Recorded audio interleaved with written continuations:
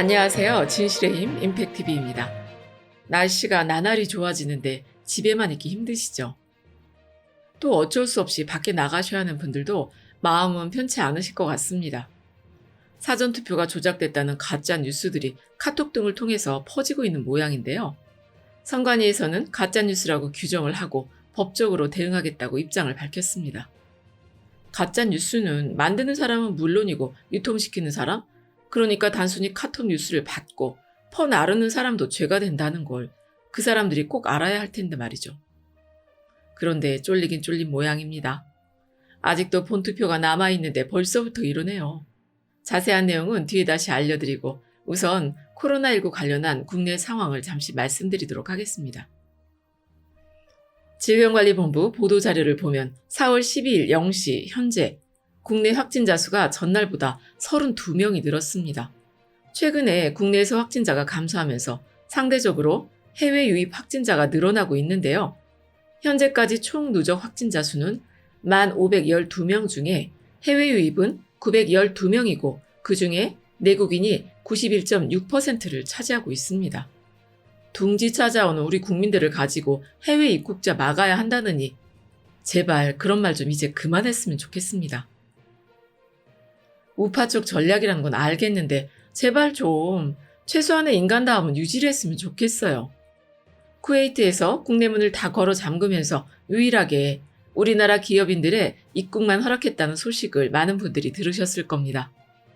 국내산 키트 40만 개를 싣고 가는 비행기에 쿠웨이트 현지에서 수주를 받아서 꼭 들어가야 하는 우리 기업인들도 함께 태우고 갔다는 건데요. 이게 물론 한국산 키트, 이제 K키트란 말도 생겨났던데요. 우리 키트의 힘이기도 하지만 우리나라가 먼저 나라 문을 걸어 잠그지 않았던 힘도 발휘가 되고 있다고 저는 생각합니다. 우리가 만약에 먼저 나라 문을 걸어 잠궜다면 무슨 명분으로 우리 기업들의 활동을 위해서 그 나라 문을 열어달라고 요청할 수가 있었겠습니까? 이제 역으로 우리를 입국 금지시킨 나라들, 상호주의 원칙에 입각해서 니네도 우리나라 이제 못 들어온다? 이렇게 외교부에서 당당하게 얘기를 하잖아요.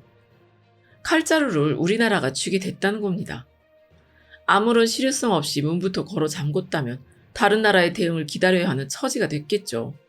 4월 1일부터 외국에서 들어오는 사람들은 국적을 불문하고 2주간 자가격리를 해야 하고 그걸 어기면 추방을 당하거나 고발을 당하거나 하는 식으로 강력한 행정조치가 뒤따른다고 경고를 하고 있습니다. 국내에 연고지가 없는 사람들은 정부에서 제공하는 시설에서 2주간 소액의 실비를 내고 격리하고 있고요. 지금 우파 쪽에서는 문재인 정부가 코로나 대응에 실패했다. 중국발 입국 금지를 시키지 않아서 실패한 거다. 아직도 나라 문을 걸어 잠그지 않고 있는 건 중국 눈치 보는 친중 정권이라서 그렇고 중국이랑 친하게 지내고 싶은 건 우리나라를 공산화시키려고 그러는 거다. 이렇게 제정신을 가지고 있으면 도저히 믿지 않을 이런 얘기들을 몰아가고 있는 것 같은데요. 정말 논평할 가치도 없습니다. 최소한의 사고 능력이 있다면 믿기 어려운 얘기죠. 저는 문재인 정부가 나라 문을 걸어 잠그지 않고 이 위기를 극복해낸다면 향후 우리 기업들의 경제 활동에 대한 상당한 도움이 될 거라고 생각을 하고 있고요. 앞에 말씀드린 쿠웨이트의 경우가 그런 점을 단적으로 보여주고 있다고 생각합니다.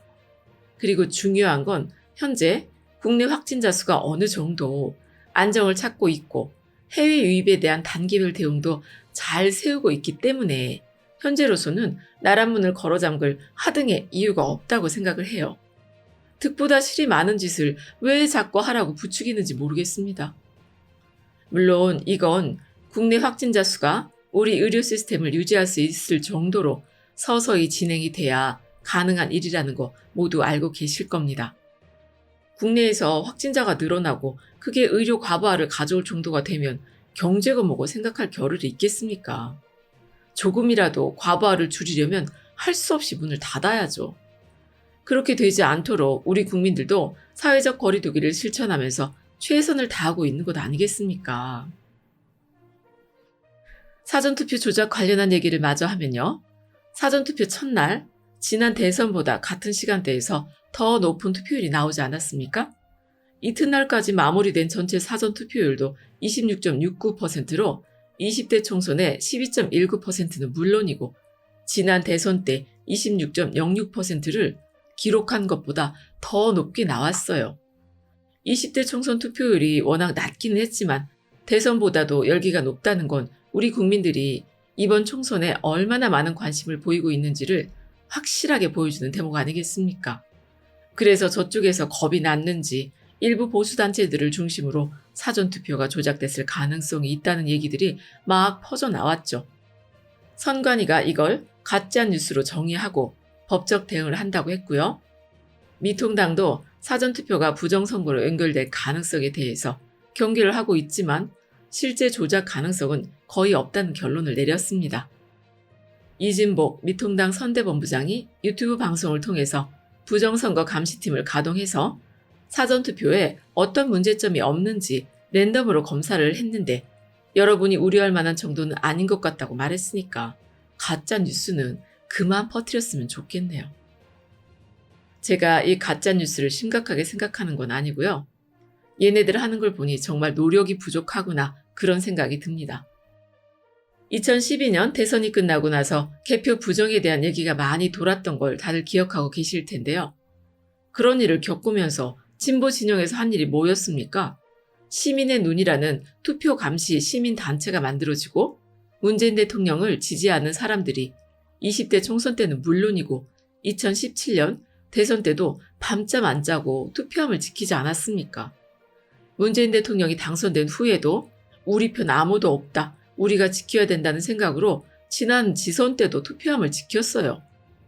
사전선거 시작하고 본투표가 끝나고 그걸 다 개표할 때까지 투표함을 놔두는 곳을 감시하는 게 말처럼 쉬운 일인가요? 부정선거로 내가 지지하는 세력이 지는 거를 못 보겠으면 이 정도 노력은 기울여야 하는 것 아니겠습니까? 확실치도 않은 사실을 가지고 가짜 뉴스를 뿌려대는 걸로 그 노력을 떼우려고 하면 안 되죠. 저는 지지층의 간절함도 정도가 이런 데서부터 차이가 난다고 생각을 합니다. 저 사람들은 아직 그렇게 간절하지 않은 거죠. 우리는 너무나 간절합니다. 이번 총선에서 꼭 이겨서 문재인 대통령 국정 후반기 개혁 법안들 다 통과시켜서 멋지게 마무리를 하고 퇴임을 할 때도 든든한 뒷배를 가지고 모두에게 박수 받으면서 자유를 찾으셔야 한다는 간절함이 있는 것 아니겠습니까? 이번 선거 아직 끝나지 않았습니다. 민주당에서 180석을 호언 장담한다는 교만을 부린다면서 유시민 이사장의 발언을 꼬투리 삼아서 공격을 하면서 한쪽에서는 미통당에서 바닥에 절을 하기 시작을 했죠. 저게 몸을 굽혔다 펴는 것 외에 무슨 의미가 있습니까? 그런데 그게 통한다는 게 또 문제예요. 저는 맨바닥에 굴신운동하는 미통당보다 우리가 더 절실하다고 생각합니다. 그 절실함을 가지고 개표가 다 끝날 때까지 우리 모두가 더 노력을 해서 반드시 좋은 결과를 만들어낼 거라고 생각합니다. 끝까지 들어주셔서 고맙습니다.